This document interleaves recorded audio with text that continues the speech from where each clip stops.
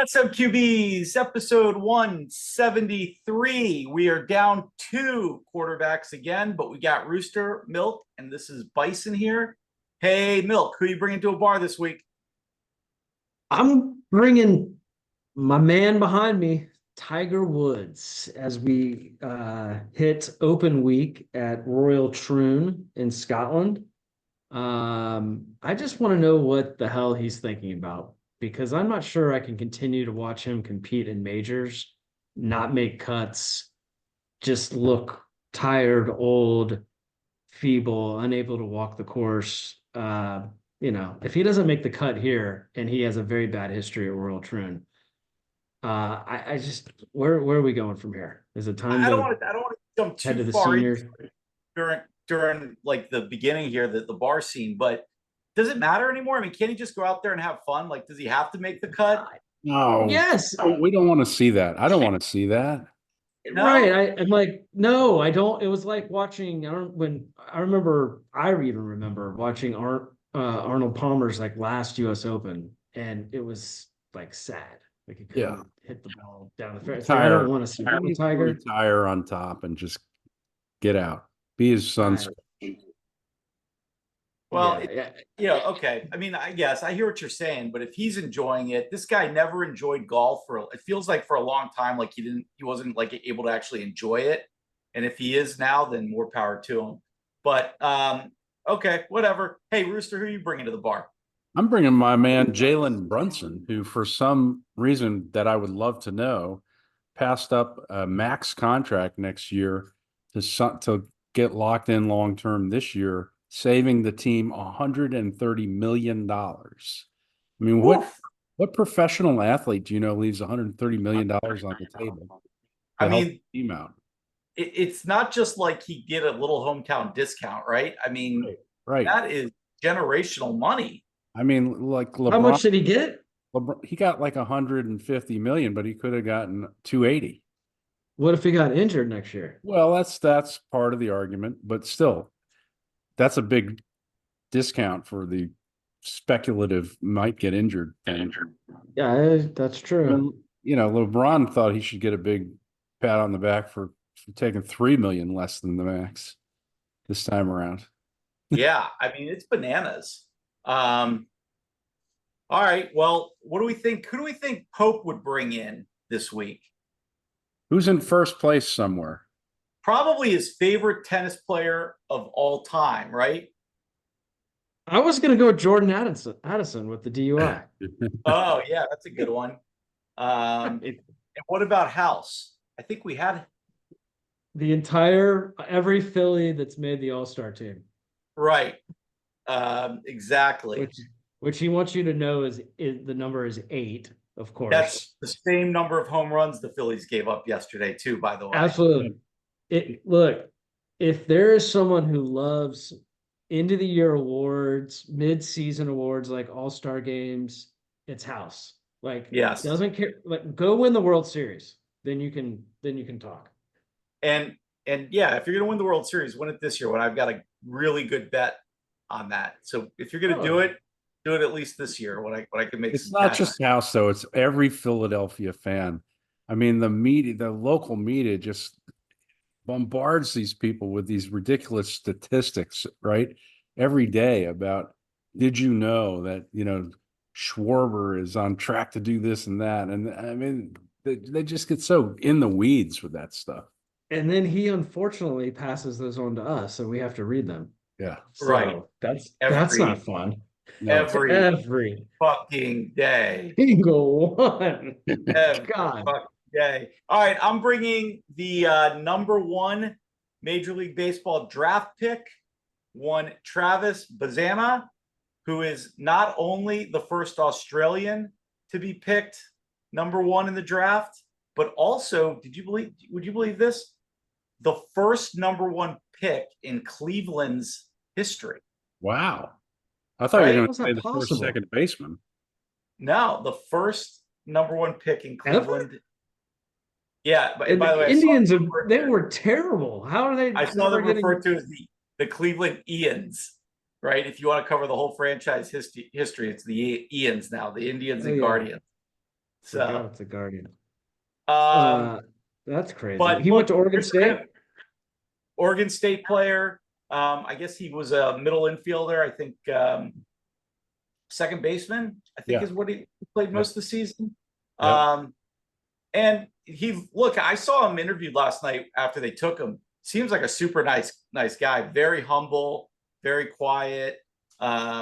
His family was all around him. They seemed super happy for him. So good story. And we'll He's a see what gym happens. rat version of a baseball player. Apparently, Yeah.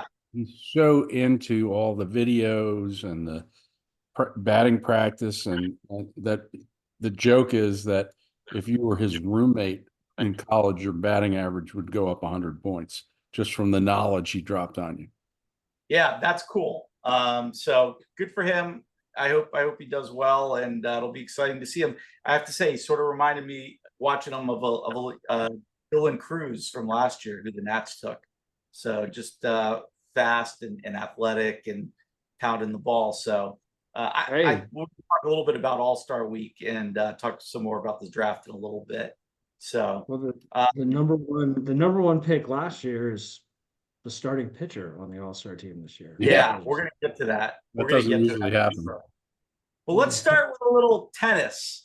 Milk, you want to talk to us a little tennis, and I'm gonna zone out here for a minute. So just clap your hands or I something. have to when go to you're the done. bathroom. I'll be right back. Is this the first time we've ever started a pod tennis on the pod?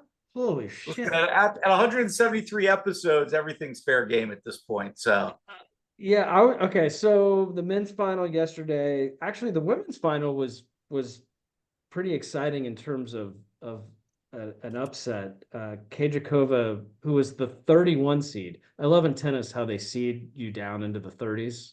Like she literally had 31.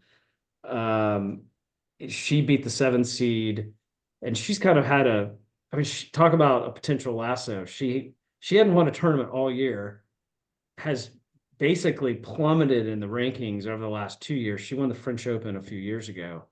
And was that was a total shocking upset, by the way. She was not supposed to even like be competitive, and she wins the whole thing. So congrats to her. The heavy news match was Joker and Alcaraz yesterday. After last year's 5-set epic finish, lots of hope that was going to be a back and forth match. It wasn't anything but that. Alcaraz dominated Joker. Pope will say it was because of his repaired knee, of course, and will defend him. I like to think it's because he's 37 freaking years old, which is like kind of in tennis, like Brady playing at 45 or 46. That's ancient in tennis years. But he got dominated. When's the last time you saw someone play in the Wimbledon finals with a knee brace on? Knee brace in 37. When you think about it, he had surgery like 5 weeks ago, right? I don't think he stood a chance in that match. No, it was a shocker that he got to the finals. Yeah. And by the way, Alcaraz's use of the drop shot yesterday was outstanding and very intentional, I'm assuming. But his baseline play was just epically good. He's dominated Joker there on the baseline. He dominated him in at the net as well. And so, there's this talk this week. Is that the changing of the guard? And it probably is. Tennis is a 10-year sort of window for dominance. You see it was Joker, it was Nadal and Federer. Before that, it was, Sampras for 10 years and then McEnroe and all these people. But yeah, it probably is. Nadal's pretty much done. Joker's 37. Alcaraz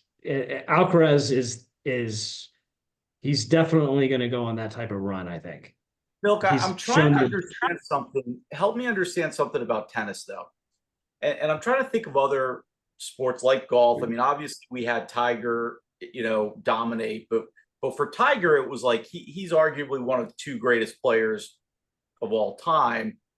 Why does it seem like in tennis you have one person who's just head and shoulders above? I mean, granted, you have the Nadal Federer thing, but even that competition, Nadal was just dominant on clay, right? I mean, didn't he win like 11 or 12 of his majors on clay? Yeah. And But he that's did win around- Wimbledon. He won Wimbledon once, right? Nadal. I don't know. Well, It wasn't regardless, many. it seems to me like it just seems like in tennis you have one player who's just dominating, maybe with a sidekick who's sort of challenging. But what happens to like 3, 4, 5, 6, 7, 8, 9, and 10? I mean, how come? Why is there such a gap between like the top two guys and everybody else? It's a great question because if you go back to the history of the sport, you see exactly what you're talking about, right? So you had like, and usually there's one or two other guys, right? So there's like McEnroe, Connors, Bjorn or Borg. That was the big rivalry. Then you had kind of the highlight of American tennis in terms of dominance at Wimbledon with Sampras. So you threw Agassi. Agassi only won once. And then you go into Federer, who really was by himself for about an 8 or 9 year window, and then Right. Joker comes in and Nadal. But yeah, I don't know. I don't get it. I mean, they're just so far ahead of everybody else. And by the way, that talk about something that is really frustrating me is what is wrong with American tennis? It's it's not as bad on the women's side, but on the male side, it's do you know how many Wimbledon championships we have since 2000 in American males? See if you can get this. Any? One. Zero? That's one, and that was Pete Sampras in 2000. They have not Oh, won in God. 23 years, and the only guy to make it to the finals in 23 years is Andy Roddick, who lost both times he was in the finals. I Before guess that, the previous you asked the same question about soccer, right? I mean, we're gonna talk a little soccer, but not this topic. I mean, same thing. We have 335 million people who live in America. We can't find 2 or 3 really good tennis players No. and 11 guys who know how to kick a ball around on a field. I mean, why? What's wrong with us? I don't know. No offense to Tommy Paul and Taylor Fritz, who made it to the quarterfinals, which is great, but they're not winning anything anytime soon. I don't see any hope on the men's side. None. We've got some guys that can go into the quarters, maybe in a major, but no one is winning. No one is going to beat Alcaraz. It's crazy. It's crazy how far this sport has fallen in the last 2 decades in this country. And I can't figure out why. Because it's not like soccer where tennis is pretty popular. Soccer is getting more and popular. It's growing. I just don't understand why we can't find anybody who can compete in these majors. It's nuts. Yeah. So How don't deep does the women's tennis go? I mean, so to the point about having one male who's always sort of on top, women's does seem to be a little bit deeper. Other than, I mean, you obviously had Serena dominating for a long time, but she almost was an exception, wasn't she? Or maybe I'm wrong about that. I mean, you had Martina and Chris Everett, and then you had what was her name, Monica Dallas. Fellas. Yeah. Yeah. I mean, look, you had a little bit of that. You had Becker, you had Edberg, those guys that sort of came in periodically. But no, I mean, it does seem much more. I mean, think about it. The 31st seed won Wimbledon on the women's side. That would be like Yeah. impossible. Yeah, that's right. That's impossible. And then if you compare it to golf, another, individual sport, golf, if you win 10 times out of 20, 25 in a season, that's a dominant year. But that means there's other people winning all the time. There's not 1 or 2 guys who are going back and forth at every tournament. So I don't know. I just think it's kind of strange how it's like there's always one person, maybe 2, head and shoulders above everyone else.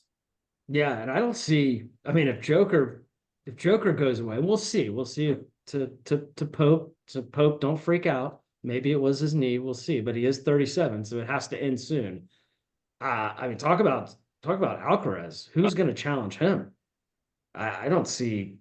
I mean, he could just go on a massive run now. You get these guys out of the mix. So we'll see what happens.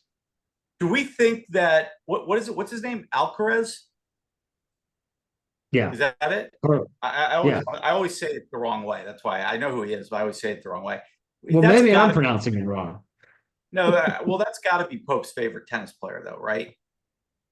Well, Well, now he the just won, Joker's of too course old. it is. Yeah, that's got to be his favorite. I'm sure. I'm sure. He'll trade down to the new young and up and comer. Not to mention that Pope's been to Spain, so That's right. Right. I mean, listen, I just spent a couple Watch the days. Joker. Watch him slowly phase out Djokovic. I just spent a few days with Pope, and I'm telling you, he was pretty excited about UT football. All of a sudden, no way. No Saban in Alabama. He was pretty geared up Oh, for the Longhorns this year. I don't know. I'm just saying. It was he's taking it to the next level with this this. kind of strange. I don't know. We'll have to watch that. That'll be a developing story this year. This football. Oh God, I can't. I won't be able to handle that. Oh. So, all right. Anything else on tennis? Thank God. No, that's way too much. Yeah, that was plenty. That was plenty. Good job, though, Mill. Good job. Let's talk a little Major League Baseball. We have the Midsummer Classic tomorrow night. Baseball's kind of made this All-Star Week sort of a thing, and it's kind of fun now. We talked a little bit about it last year on the pod, but you know they've done all this stuff now where you have like the futures game, which is kind of exciting. You got the home run derby, which, you know, I've told you that the one I went to was probably one of the top 10 best sporting events I've ever been to, even though I thought it was going to be gimmicky and kitschy. It was awesome. And now they've added in the draft. So it's kind of fun. It's kind of a lot going on around it. I don't know. What do you guys think? I mean, is it still, you know, it used to be a special thing, a special event. Is it still special, or has it gotten to be just kind of fun and they've added in some other things? Does anybody care? I know when I was a kid, I thought it was wonderful. Of course, I also liked Old Timers Day games, you know, back then. Yeah, you did. I mean, just everything about baseball I loved. The problem with all of that is they keep changing everything. And so the game's not that, it's meaningless. It used to mean something.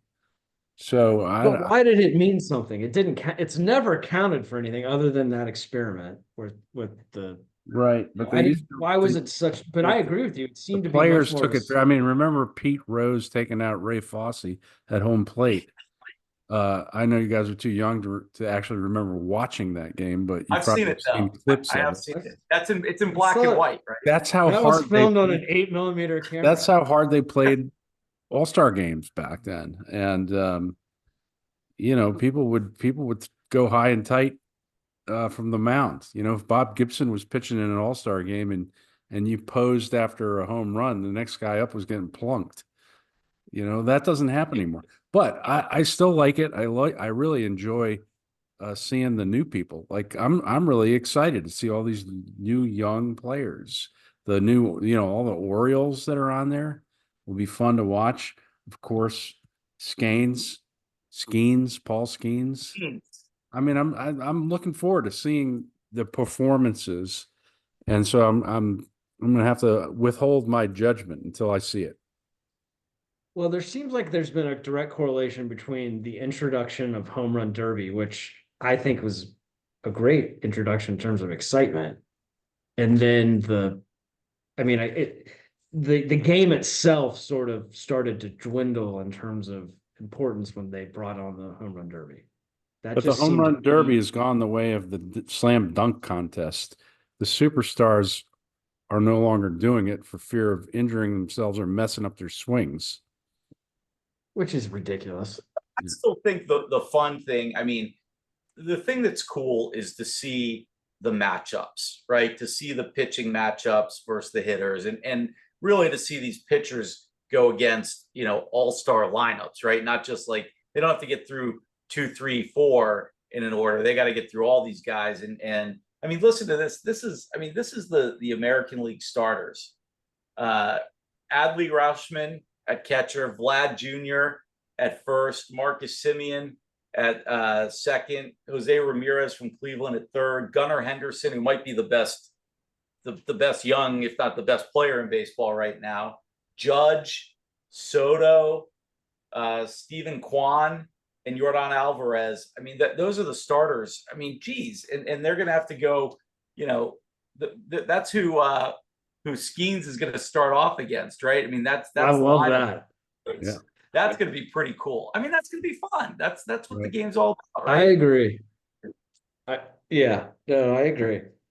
I want to see Skeens go up against Soto. That The that will biggest be thing fun. that's like really frustrating about this, and that just doesn't make any sense whatsoever, the number of Phillies on there. I mean, come on, really? They don't deserve to have all those guys, do they? Right. I mean, there's not a better third base candidate than Alex Bond. Well, Right. It is they did this last year with the Rays. I remember the Rays had that unbelievable start and we ended up having 100 wins. We didn't win shit. Went out in the first round, and I think they put like 7 or 8 Rays players on the All Star team. So it's like these teams that have the best record, they put the whole team on the damn All Star, and like people are getting screwed. You know, some guys who aren't probably should be on there are getting nudged out. In Philly, it's ballot box stuffing, right? I mean, because all the starters are picked by the fans. So that's just stuff in the ballot box. I mean, Philadelphia is a well-organized machine, sort of like the Chicago voting machine of the 60s, right? That's how they handle all-star selections, I think, in Philadelphia. Suffice to say, I think it's going to be a lot of fun. You do have a lot of guys who, this is another angle of the All-Star game that's always kind of strange, are the pitchers who make the team but are not available. Glasnow, Ryan Helsley, Chris Sale, Ranger Suarez, those guys can't pitch. They're not available. And that's because they pitched yesterday. So they don't, the managers can't put them in. And then in the American League side, unavailable is Altuve, Carlos Correa, Rafael Devers, Logan Gilbert, and Kyle Tucker.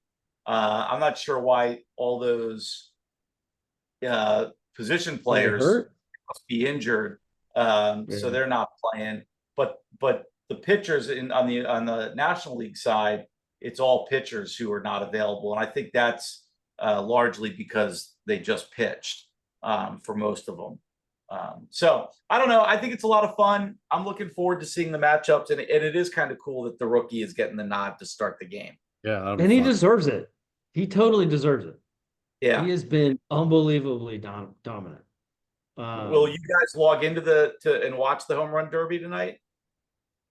Yeah. What do you mean? What is it on Prime? No, I mean just in general. Will you turn it on? I probably should have said log in, but Log in. I'm gonna log in. I was gonna be like, what? Well, totally. My kids are dying to watch it. Yeah, I'll watch it. Yeah, that's a good question, Milk. How do little kids look at it? Are they excited for the whole thing? I mean, they want to watch the home run derby. I don't know how much interest there'll be in the game, but they want to see some bombs hit. Okay. But I don't know who's in it.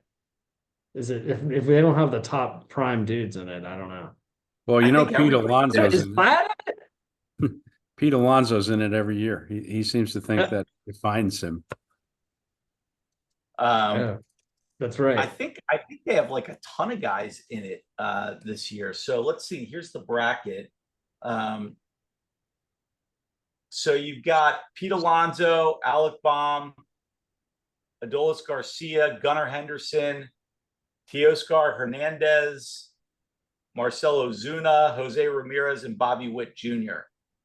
So those are some. I'm looking forward to I want to see a Bobby Witt Jr. versus Gunnar Henderson final and see what happens. That's what I'm pulling for. All right. By the way, Hernandez has gone from like a role player on the Blue Jays to the starting outfielder in the All-Star game.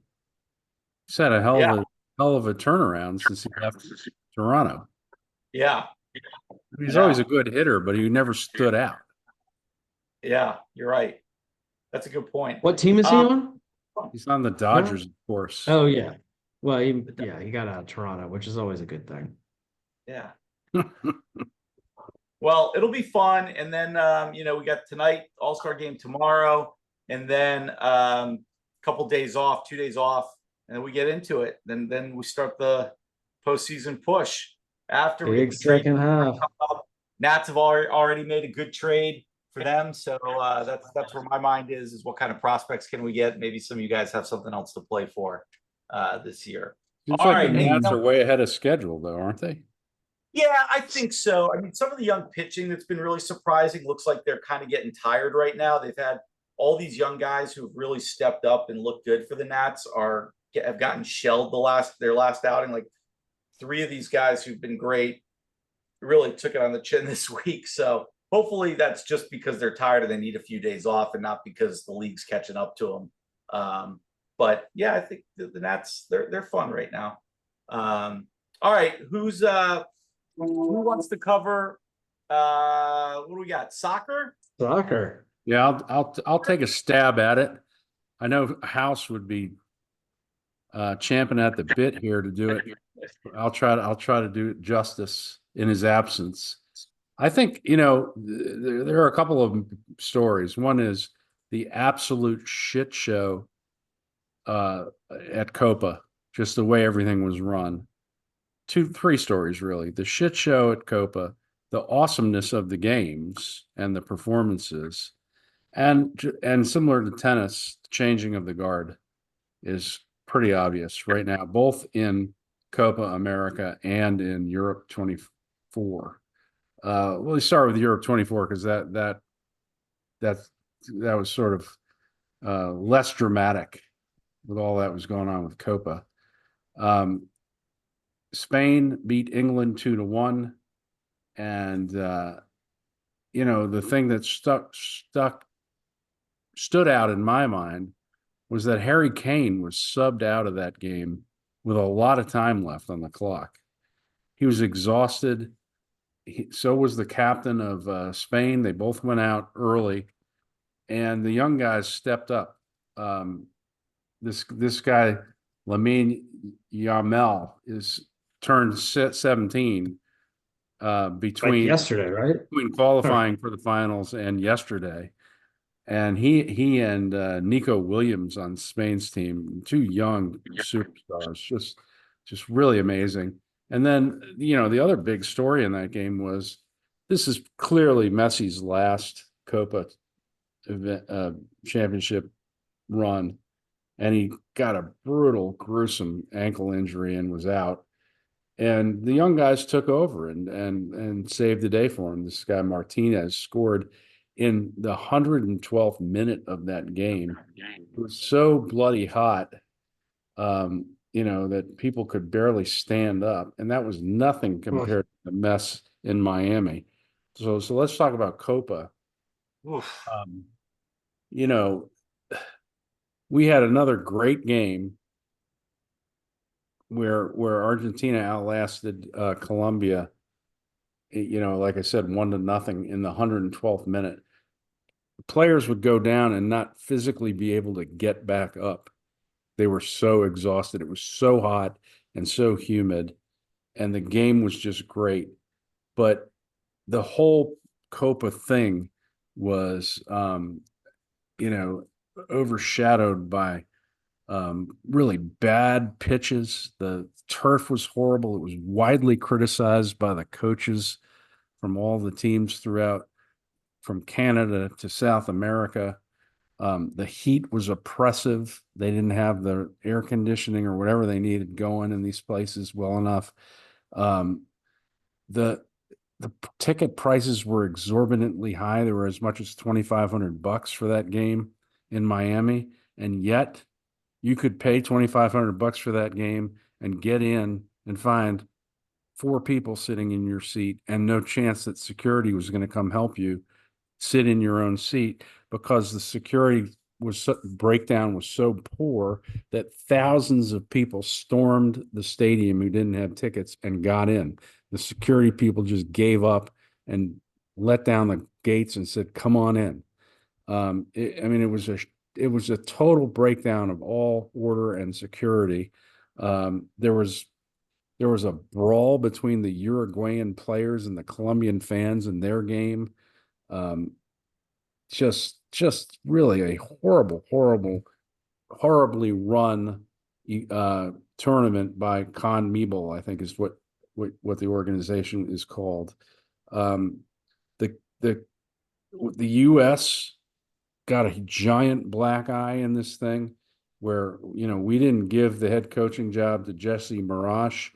We passed him over and held on to Greg Berhalter, who people were calling for him to be fired years ago after his whole debacle with the Miola family and other problems where he's just not getting us to the promised land.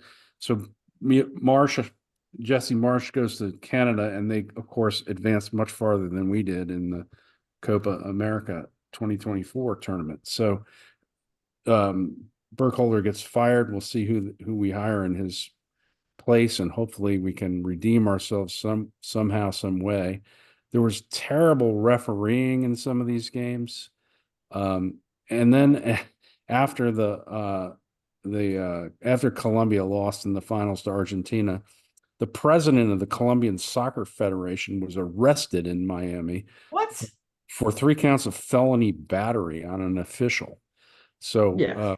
we don't know the story behind that yet. That they just released that headline, but it was just a terrible shit show, poorly run soccer tournament. It was not very well marketed, but yet the games were spectacular. So there's actually a documentary on Netflix called The Final Attack on Wembley. And it's about, I think, the last time that the Euro Cup was in, the final was played at Wembley, and England was in it. And I mean, I just watched it like 3 weeks ago, and then to watch the scenes from Miami. I mean, we had a friend who went, and he was like, never had my ticket scanned. It was complete mayhem. The gates just opened and everyone went in. He's like, I was really lucky that I could get to my seat and sit in it.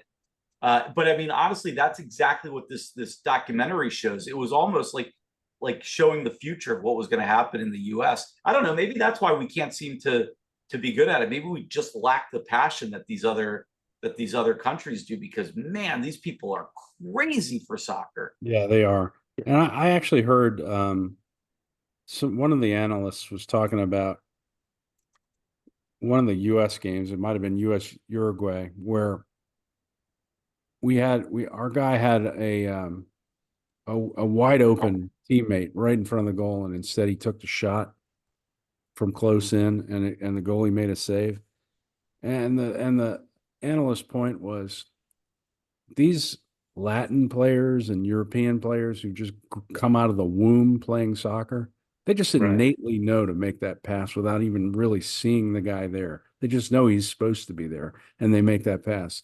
Our team is not there yet. Yeah. Well, I think that's a good point.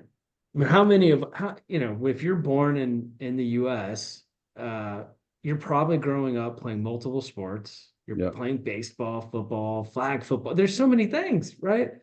And then maybe you soccer, I started at 10 or whatever. You're right. These guys are playing literally from the age of 1, and that's all they play.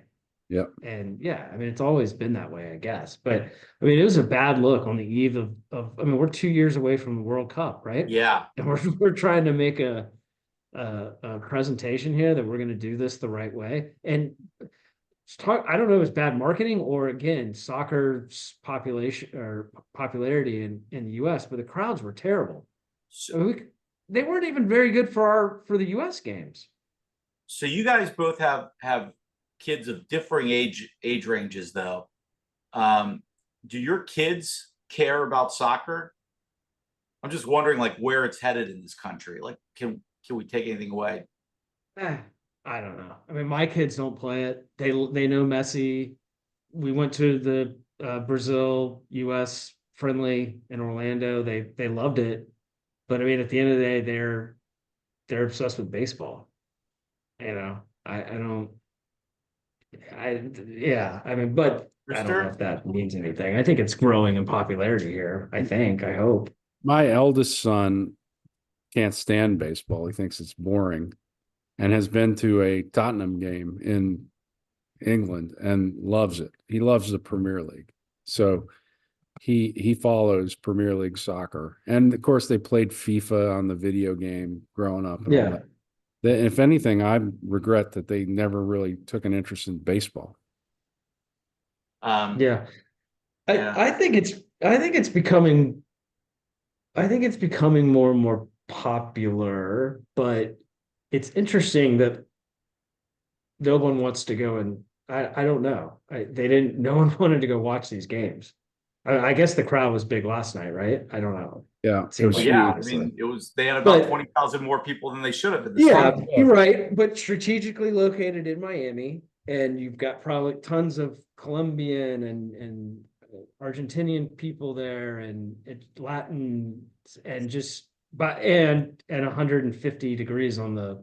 Yeah, that's part of it too, Yeah. is, with climate change, I just think we need to stop holding sporting events in the summer in places like Abu Dhabi and Miami. Yeah. It just doesn't Right. make sense. People are Yeah, going it to doesn't. die. It doesn't. People are going to Yeah. die. Some of those players look like they might need to go to the hospital. Yeah. Yeah, well, that game should have been in as far north as we could have it. So, Well, I in think the air-conditioned zone. the only place where it's cool right now is like Iceland, right? I mean, I'm not even. I mean, I don't think there's anywhere. that's true. right now. Or put it in a Play it dome. inside. Like, Put it in yeah, a dome. put it in Yeah, a dome. put it in a That's dome. it.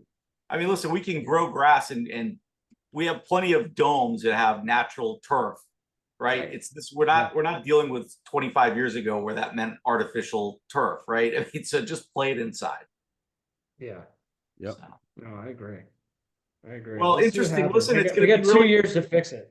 Yeah, I mean, it's going to be interesting to see what happens. Now, of course, it's the U.S. has games. It's all North America that's hosting the World Cup.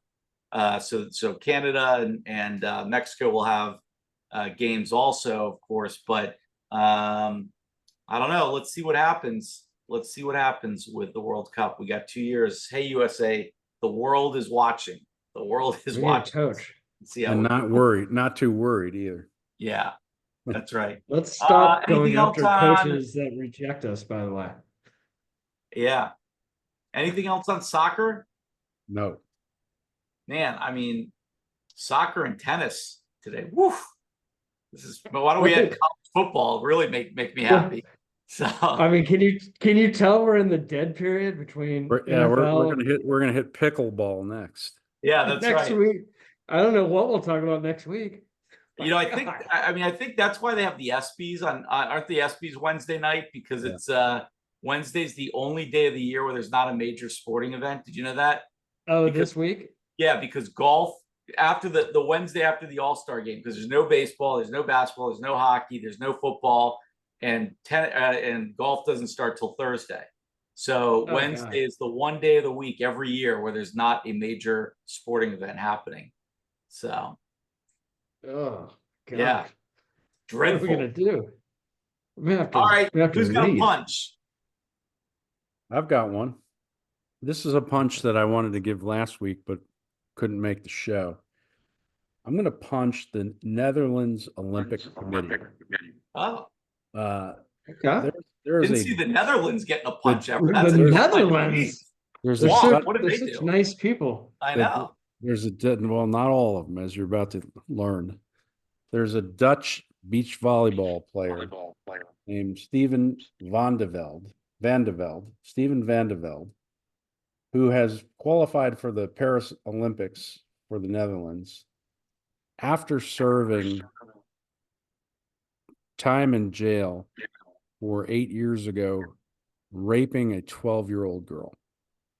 And he did it by stalking her online on Facebook and traveling to England to seduce her. And he doesn't deny it. He just says, it happened. I'm just going to have to live with that. I just don't think that's somebody you want representing your country. And I think that the Netherlands should be ashamed of themselves. And I'm going to punch them with a wooden shoe. Nice. I like it with a wooden shoe. Deserved. Deserved. Anyone else have a punch? Well, I mean, I'd like I think I'm we just kind of real punched them quick. already, but the whole soccer debacle, particularly in Miami last night. I think that's, even though we already, you know, hammered that a little bit, I still think we got to throw a punch or two, right? I mean, that's just outrageous. I mean, the fans deserve it too. I mean, obviously the security was bad, the planning was bad, but come on, if you don't have a ticket, don't break into the place. You got fucking assholes going through the ventilation ducts. I mean, that you guys get punched if you're doing that too. That's not okay. Fans, don't do that shit. Right. So, I'm afraid to ask. I got a quick punch. Oh, good. Okay. I haven't punched him because I was waiting, for an investigation to end. But it's time I punched Wander Franco. He was formally charged. He was formally charged late last week.